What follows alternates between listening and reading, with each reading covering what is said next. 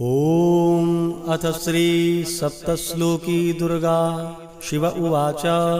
देवी त्वं भक्तसुलभे सर्वकार्यविधायिनी कलौ हि कार्यसिद्ध्यर्थम् उपायं ब्रूहि यत्नतः।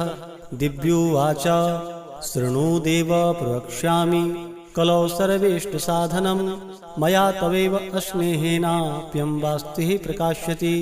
ॐ अस्य श्री दुर्गा सप्तश्लोकी स्तोत्रमन्त्रस्य नारायण ऋषिः अनुष्टुप् छन्दः।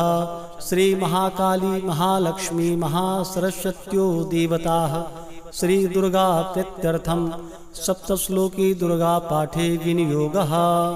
ॐ ज्ञानिनामपि चेतांसि देवी भगवती हि सा बलादाकृष्यमोहाय महामाया प्रयक्षति। दुर्गे स्मृता हरसि भीतिमशेषजन्तोः स्वस्थः स्मृतामतिपतीव शुभां ददासि। दारिद्र्यदुःखभयहारिणी कातुदन्या सर्वोपकारकरणाय सदार्धचित्ता। सर्वमङ्गलमङ्गल्ये शिवे सर्वार्थसाधिके शरण्ये त्र्यम्बके गौरी नारायणी नमोस्तुते।